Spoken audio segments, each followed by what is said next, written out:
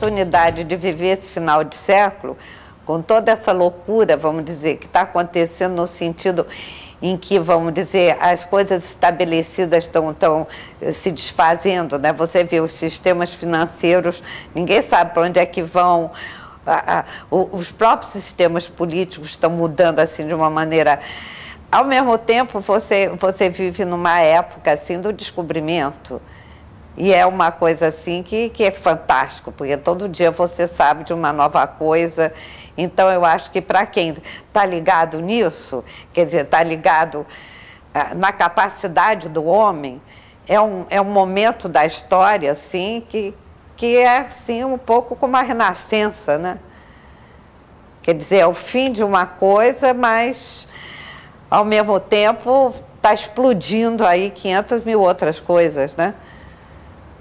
Eu acho que é uma renascença, né? Então você tá vendo a morte de várias linguagens, né? Inclusive diz assim que a arte está em crise. A arte está em crise desde o meio do século, desde os anos 50 que a arte está em crise, claro, né? Porque as coisas entram em crise antes de saltarem para uma coisa completamente nova, né?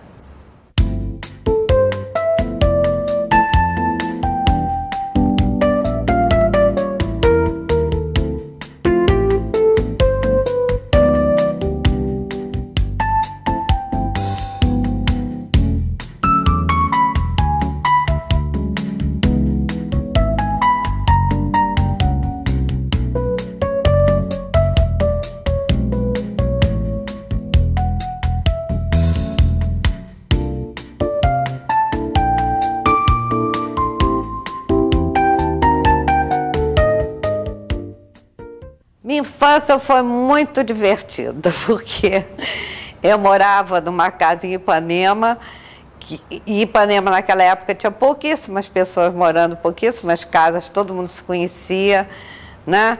Minha mãe trabalhava fora, então você imagina que era bem divertido, porque a gente pintava bastante enquanto ela não estava lá, né? Então a gente fazia teatro com os lençóis dela, ela chegava do trabalho, estavam os lençóis todos pendurados na varanda, a gente brincando de teatro com todas as crianças da rua. Então foi uma infância muito... Tinha a praia ali ao lado, então a gente no verão era praia de manhã e praia de tarde, né? Então foi uma infância assim que eu tenho assim como recordação... tinha muito bicho na minha casa. Meu avô criava galinha, criava pato, que era em Ipanema, porque Ipanema naquela época, no Areal, era um lugar em que você tinha, as casas eram grandes, né? Terrenos grandes e tal. Quer dizer, foi aquela infância, minhas recordações de infância são todas super, assim, muito boas, viu? Eu lia, que nem uma louca, passava-se a tarde inteira lendo. Eu não era de ficar subindo em árvore. Eu não diria que eu não era um pouco, fazia estrepolia assim, fazia muita estrepolia, mas assim, não era, o meu tônus não era assim, hiperativo, não. Eu talvez você podia dizer que eu era meio danadinha, entende? No colégio, eu era danadinha, mas sempre tendo muita atividade de leitura. Então, enquanto eu estava lendo, eu estava quieta. Naquela época também não tinha televisão, né? Eu era muito gregária, assim, as pessoas que me conheceram naquela época me conhecem até hoje, entende? Quer dizer, eu me dava muito com todo mundo sabia quem ali na rua, eu brincava muito, eu me dava muito bem com as pessoas todas, fazia bons amigos, entende? No colégio, na rua. Aliás, a gente tomava muito banho de chuva. Você sabe, quando tinha aquelas chuvas, a gente estava falando nisso, mas depois você corta, né? Aquelas chuvas de verão, o que a gente fazia? Todo mundo botava maiô e ia para o meio da rua. Mas isso você fazia, era como cidade pequena, né?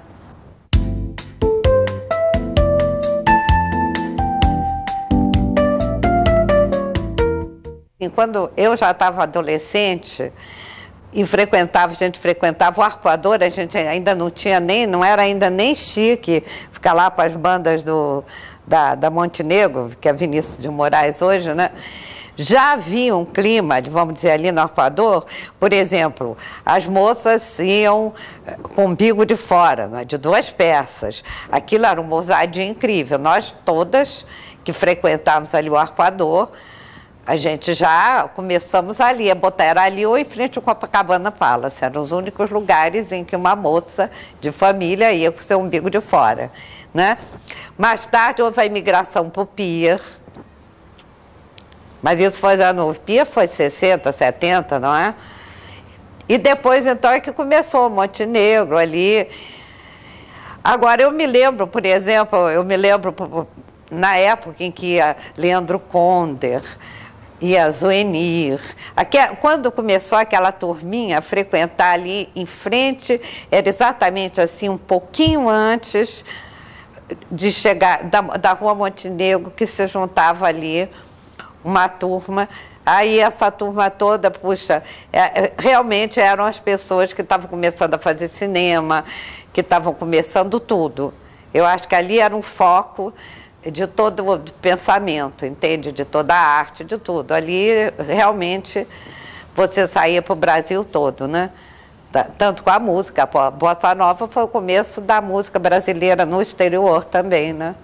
Acho que foi muito importante. O cinema novo também foi o começo do cinema brasileiro. Eu acho que até então o Brasil não existia, em termos de nação, vamos dizer, produtora de ideias, não existia, né? Só se falava de Brasília, né?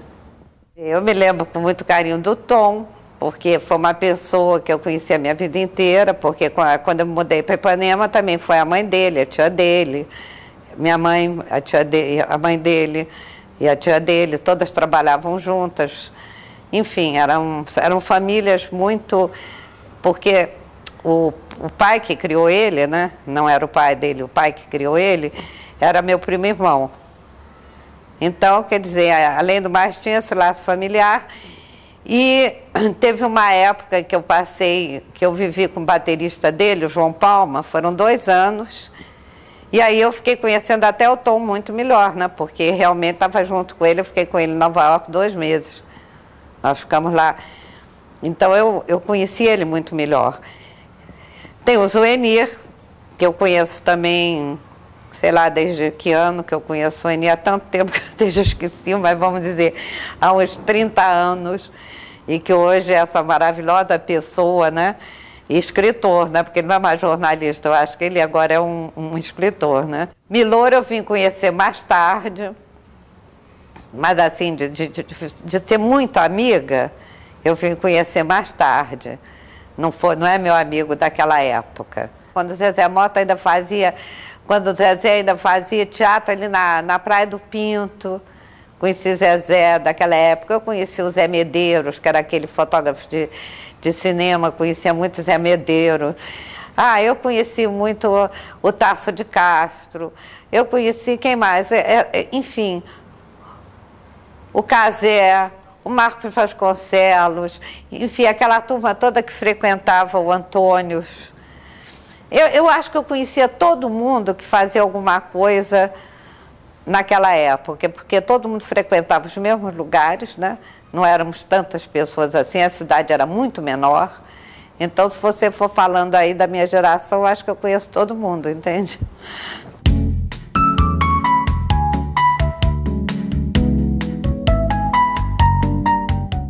Primeiro eu vou falar, porque eu acho que essa tua pergunta é uma pergunta ótima, porque eu acho que o processo criativo faz parte da obra do artista. Porque nesse tempo todo que eu trabalho e que vejo meus amigos trabalharem junto comigo, cada um trabalha de uma maneira completamente diferente. Então, eu acho que essa forma de trabalhar, quer dizer, que você está chamando de processo criativo, eu acho que é parte intrínseca da obra. Eu começo a trabalhar assim. Eu digo que eu deixo cair no papel uma ideia. Uma ideia, eu digo, quer dizer, eu chamaria, por ideia, eu diria que, vamos dizer, é a organização de um espaço, que seria o espaço da tela, mas isso eu estou fazendo no papel, tá? Aquilo sai sem eu pensar. Uma vez eu tendo aquilo que eu chamo a composição, que você pode chamar a resolução do espaço, então o que que faz? Eu então vou colocar cor ali, aí isso eu faço geralmente com aquarela. E aí aquilo dá certo ou não dá certo.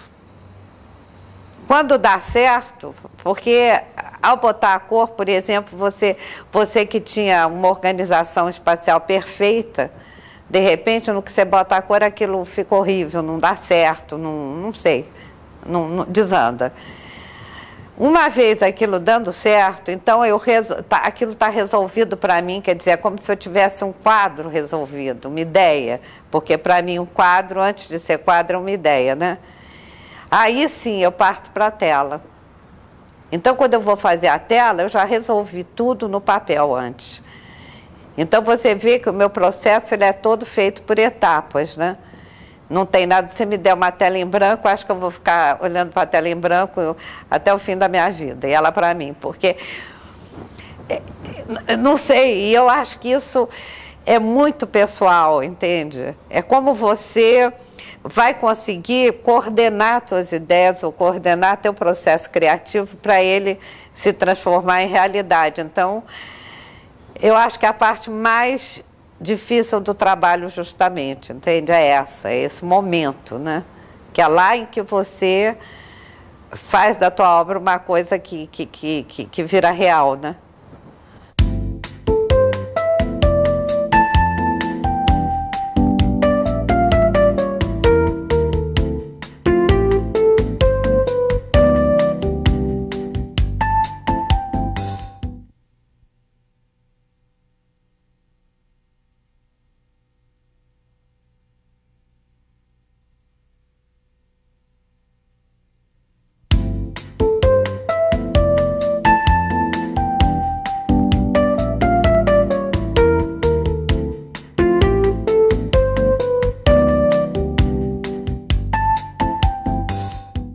Não. Mas também eu acho que eu não tive uma criação religiosa. Então, vamos dizer que existe em mim religiosidade, quer dizer, eu fui educada com princípios assim, muito seguros, morais, mas sem a figura de Deus. Então, para mim, eu não ia à igreja, eu não ia à missa. Eu acho que então fica muito difícil você acreditar em Deus nessas circunstâncias, entende? Agora, eu não diria que eu sou uma pessoa assim que não acredite, vamos dizer,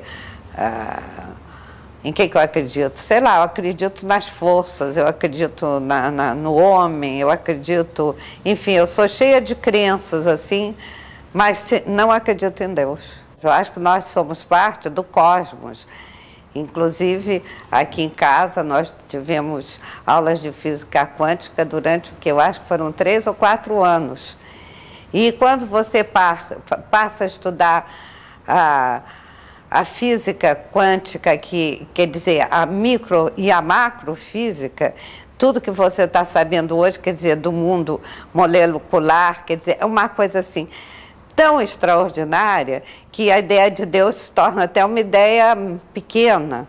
Quando você começa a pensar no que é o cosmos, o que é um buraco negro, entende a formação do mundo, eu tenho a impressão que, sabe, isso, se existiria um Deus e se houvesse um Deus é isso.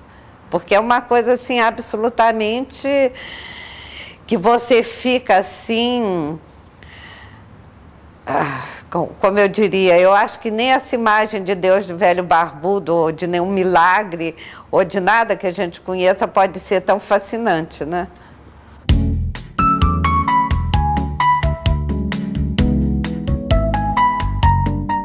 Para influência, se você fala influência, é como se eu tivesse visto aquele trabalho, tivesse ficado muito apaixonado por aquilo e aquilo eu passasse a usar aquilo também no meu trabalho, ou aquela ideia, ou aquela forma, etc. Eu acho que não é por aí que passa. Porque você, por exemplo, você pode pertencer, como artista, você pertence assim a tribos. Então, eu vou dizer que meu trabalho, ele pertence, por exemplo, você pode pegar um trabalho da americana Georgia O'Keeffe, que eu nunca tinha visto na minha vida, no entanto, o dia que eu vi, eu disse, ih, olha aí, gente, que coisa, não é que é parecido, mas existe ali uma irmandade de pensamento, de forma, etc. Tarsila do Amaral, também, se bem que a gente seja completamente diferente, a gente é da mesma família. Então, quer dizer, é uma coisa assim, quer dizer, de uma... que não é igual, que não é... E elas não me influenciaram, porque eu não conhecia, não tinha prévio conhecimento. Eu acho que isso tem a ver um pouco com esse inconsciente coletivo, por tudo isso, quer dizer que é tudo que está acontecendo no mundo, que está dentro do teu inconsciente, que você não sabe. Eu acho que o mundo hoje em dia, então, com essas imagens, porque a imagem hoje em dia, olha, McLuhan, meu filho, já está aí, né? Então, eu acho que você tem isso tudo dentro de você e você passa a fazer parte, vamos dizer, de formas de pensamento, de linhas de pensamento. O teu trabalho se insere dentro dessas correntes. Se você pudesse chamar a arte de feminina, que eu acho que é uma coisa, eu acho que é um pouco. E ser feminina, não feminina no sistema do desbunde, de ser rosa, azul, não. Nada disso. Ser feminina no sentido, vamos dizer, de ser um quadro que você olha e diz assim, não, esse quadro foi pintado por uma mulher. Entende? Porque você já olha para uma Georgia O'Keeffe, você diz assim, esse quadro foi pintado por uma mulher. Você olha para o Tarsila, você também diz isso. Você olha para a Petita, você olha para mim, você diz, são quadros pintados por mulheres. E não é exatamente porque são bonitinhos, não é aquela coisa da caixa de bombom, não. Porque eu não vejo como é que a cabeça da mulher e a cabeça do homem vão funcionar igual. Não pode funcionar igual.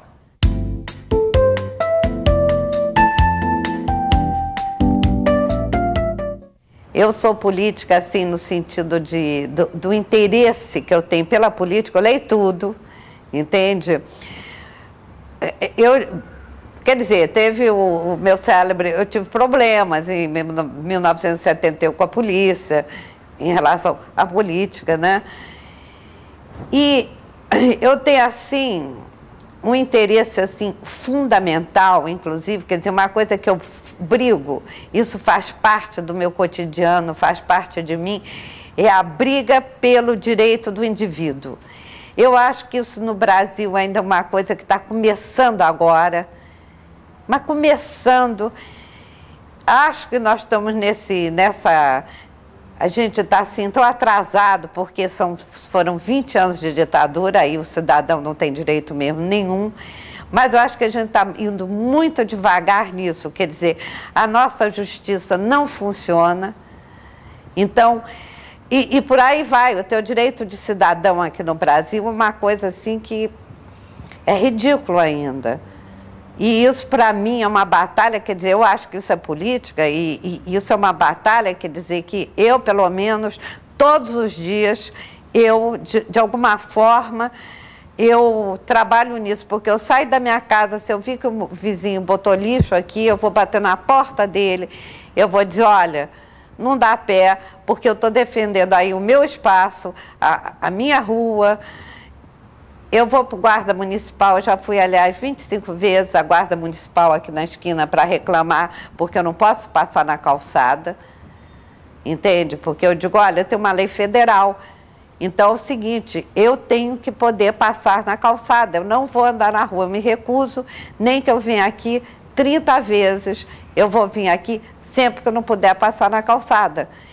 Isso é um lado que na minha vida é assim, um lado fundamental, porque é um lado assim, você falaram em fé, né? Mas isso não é um lado até de fé, no sentido assim da energia que eu coloco nisso. Isso é que o Zuenir Ventura fala muito de mim, porque eu coloco isso na prática, porque eu faço, porque eu vou, porque eu reclamo, porque eu procuro, porque... então, quer dizer, isso é um lado da minha vida também que é muito presente.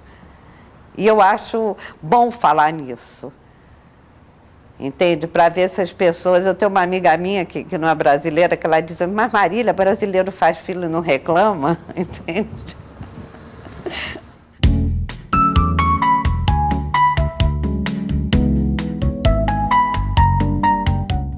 Eu era muito namoradeira. Eu acho que eu comecei, desde pequenininho, eu era namoradeira, sabe? Assim, sabe, namoradinho, sabe? Aquele namoradinho de mãozinha dada, de andar na rua. Ah, mas eu já era muito namoradeira. Desde pequena, e naquela época tinha aquela coisa do namoro mesmo, né? Não tinha, era bem diferente de hoje, né? Eu já era bem, não, mas eu já comecei a vida sendo namoradeira, viu? Considero, claro, muito bem amada. Acabou? É isso? Eu acho que eu fui... Bom, aí então eu vou estender essa pergunta, porque eu acho que o bem amar é uma coisa assim muito mais extensa do que apenas, vamos dizer, o amor homem-mulher. Eu acho que eu fui muito bem amada, quer dizer, porque eu tive uma infância, como eu te disse, uma infância muito feliz, com pais muito dedicados. Eu acho que eu fui uma pessoa assim, pela vida eu fui muito bem amada por amigos, por amantes. Então eu acho que nesse ponto, eu acho que isso é uma questão de, não sei, eu tive essa oportunidade, essa felicidade, sim. Fui muito bem amada. Acabou? É só essa pergunta.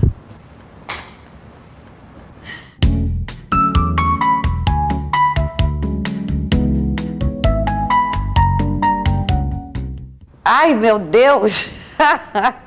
Isso aí, então, esta pergunta. Olha, é o seguinte, eu não sei.